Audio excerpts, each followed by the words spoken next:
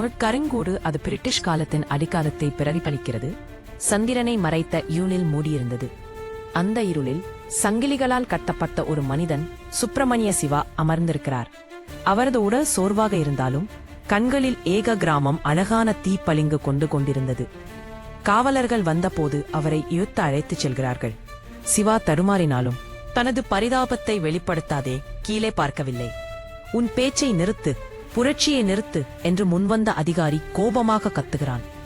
உண்மையை யாராலும் நிறுத்த முடியாது, சிவா மிகுந்த அமைதியுடன் கூறுகிறார். அவரது மூச்சு திணறிய போதும் அதனை கேட்ட காவலர்கள் மிகவும் கிண்டலாக இருந்தனர். ஆனால் அவர் கூறிய வார்த்தைகள், சுதந்திரம் நமது பிறப்புரிமை, அவரின் மனதில் புதிதாக ஊற்றியது. அடுத்த நொடியே கொடூர அடிகள் அவரது முதுகில் விழுந்தன.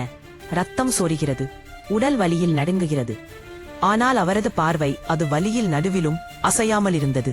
சிறையின் சுவர்கள் குலுங்கும் போதும் அவர் அதே வார்த்தையை மெதுவாக மீண்டும் சொல்கிறார். அவரது குரல் பலவீனமாக இருந்தாலும் மனம் உறுதியானது. ஏன் இப்படி துன்பப்படும், ஏன் அமைதியாக முடியவில்லை என்று ஒருவர் கேட்கின்றனர். என் வலி இந்தியாவுக்கு வலிமை தரும், அதனால்தான் நான் அமைதியாக மாட்டேன், சிவா அவர்கள் கண்களுக்கு நேராக பார்த்து கூறுகிறார்.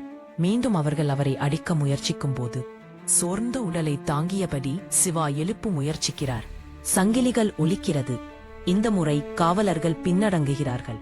அவர்கள் உணர்கிறார்கள், இந்த மனிதனின் மனதை எந்த வலியும் வெல்ல முடியாது. கேமரா மெதுவாக பின் சென்ற மறையை ஒரு வரி தோன்றுகிறது.